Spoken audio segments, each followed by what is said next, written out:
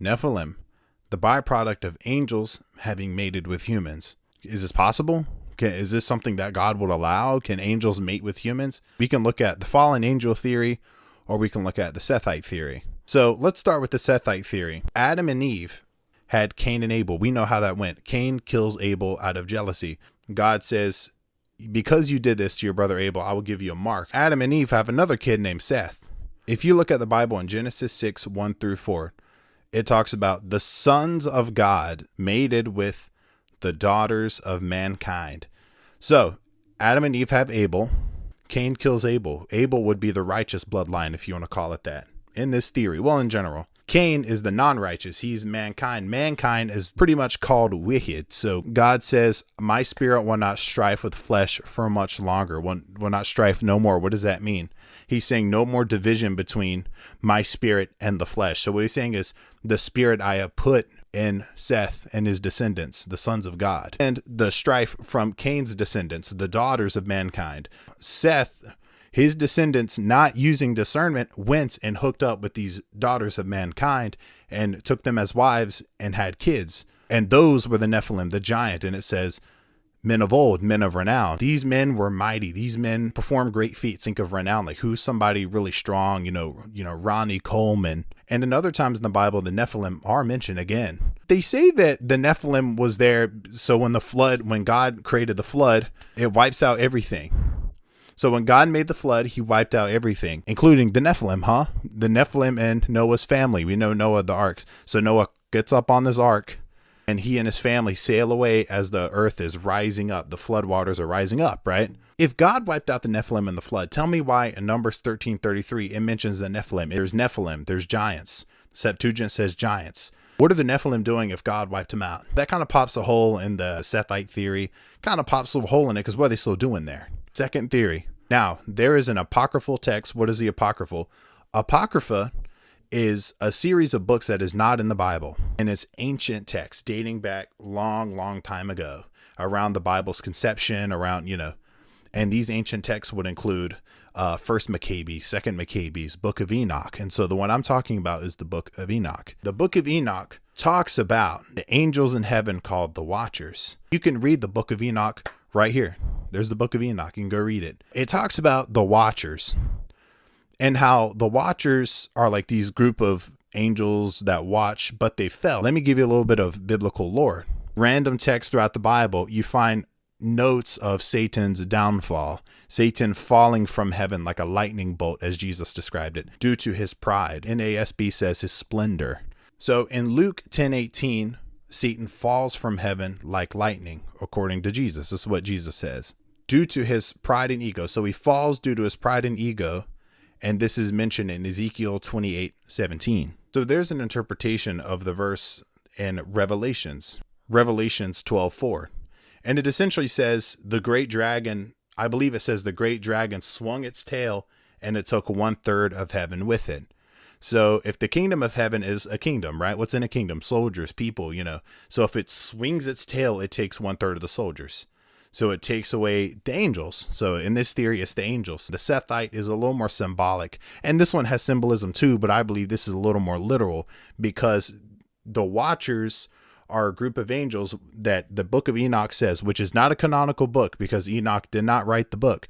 Enoch is actually the son of Cain, which is crazy to me that Cain had a son named Enoch and there's the Book of Enoch. So it's like, that's crazy. What do they believe? You know what I mean? So, but anyway, the Book of Enoch was not written by Enoch. So 1/3 of the angels fell and some of those were Watchers. Who are Watchers? The Bible talks about Watchers, but this is my problem with the fallen angel theory. In Daniel 4 verses 13-17, Daniel chapter 4 verses 13-17, Book of Daniel, it talks about King Nebuchadnezzar. King Nebuchadnezzar has a dream and he asks Daniel to interpret it. And in the dream, he talks about the divine Watchers and what they do in essence. In that one text, you see the Watchers. They're basically people that are angels that go like this. And they're watching, they're observing. But here's the problem. I wonder if you can catch it. I'll give you 2 seconds. Here's the problem. That was my 2 seconds. Here's the problem. Let's just pretend I'm King Nebuchadnezzar and I fall asleep. I have a dream about the Watchers. Well, when did the fall of Satan happen? It happened a long time ago. Ancient time, the fall of Satan happened. So if this happened a long time ago, why am I dreaming about the Watchers now? Was it that 1/3 of the Watchers became demons, or was it that all of the Watchers became demons? Because if they're angelic in this scripture and in this canonical text, why are they not angelic in another one? So it kind of indicates a little bit of a flaw here. But that's why the Book of Enoch isn't canon. You know, it's not canon because some of it doesn't line up, and Enoch's not the author. So that's not a canonical text. So essentially, the Watchers fell from heaven, and I've been watching a lot of Gordon Ramsay, so I'm doing all this bouncing. They fell from heaven and they fell from heaven and they mated with the daughters of the earth.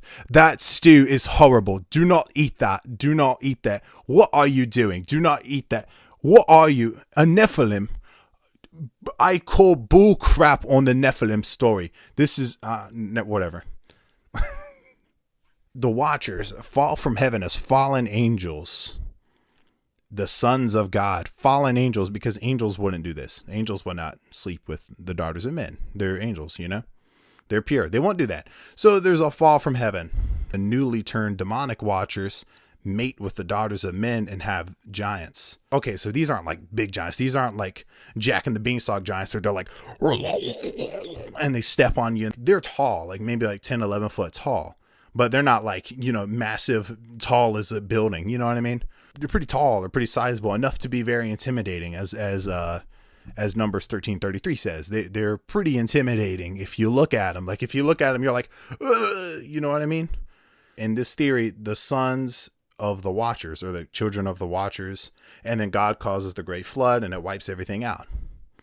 So that theory, honestly, it kind of does make a little bit of sense, because if you say that sons of God, but here's the thing, if you say that sons of God was, and this is kind of melting my brain, because if you say that the sons of God was bad, that they were demons, well, mankind is the bad. They're the bad ones. They're the malicious ones. But the sons of God are the good ones, because it says, my spirit will not continue to strife with them, right? So strife with what? Why is his spirit strifing? Because there's a good and there's a bad, right? So his spirit is strifing. So that more supports the Sethite theory. Unless you want to say the sons of God were not with God, his spirit was not with him, but that's not what the text implies, right? The text doesn't say that the sons of God were not of God. It says that they were sons of God. So surely his spirit must have been with them, right? And I keep looking this way because I'm looking at a reflection of the phone to make sure the recording doesn't cut off or run out of storage memory. But I mean, you know, that has nothing to do with giants. It's a giant headache. I mean, giants, Gordon Ramsay, what else don't you love? I mean, you know, I was watching Kitchen Nightmares earlier. That's why I'm talking about Gordon Ramsay. The Bible does not explicitly say that the sons of God were the bad ones or it wasn't the good ones, but I believe it's heavily implied, because sons of God must mean good, right? Because the spirit, like I said, spirit, strife, there must be a good and a bad. So that kind of supports the Sethite theory, right? So it supports that the sons of God were the descendants of Seth, the righteous ones. So since Abel was killed, Seth became the righteous child. This is kind of why I sort of believe a little bit more why, because I actually used to believe this is the fallen angel theory. And then I really started to think about it. It's like, well, the Book of Enoch isn't canonical. You can't really trust it. It's not canonical for a reason, right? I'm thinking about the Sethite theory, and it makes a whole lot of sense. When God curses Cain, he puts a mark on him, a distinction, right? So enough to where if God saw the mark on his hand, he knows that that's Cain. So surely, what if the mark was passed genetically? So every relative of Cain had this mark. Now, it doesn't say it was on his hand, right? It doesn't say that. But I'm just, for the sake of it, you know what I mean? It doesn't say that. But, you know, everyone would know. Let's just say it was genetic. God would be able to look and say, descendant of Cain. But of course he will know, he knows the lineage. Like he can just look at you and know you're the son of blank. You know what I mean? He knows the lineage. He doesn't, he's God. But he did put a sign on Cain. And when Seth was a baby, when he was born, Eve even gave Seth to God and thanked God for having Seth. But essentially went like that. You know what I mean? She thanked him for it. And so clearly Seth is godly. That is established. Seth is godly, but Cain is not. Cain's not godly. Seth is.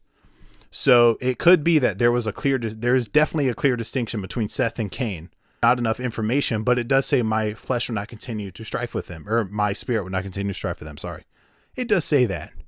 So it kind of makes me think that's what it's talking about. I don't really believe in the Watcher theory all that much. Like, I believe that the Watchers exist, you know what I'm saying? But I don't believe that they exist in the way the book of Enoch says it, because it clashes with the Bible. If the Bible says, oh, the Watchers are, they're positive, they're a divine angel, it says divine angelic being. If they're a divine angelic being, and I think it says angelic being, yeah, maybe not divine angelic, but angelic being, if they're an angelic creature, right? How are they demons?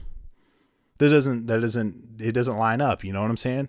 So I support the Sethite theory. However, why were the Nephilim still on the earth after the flood?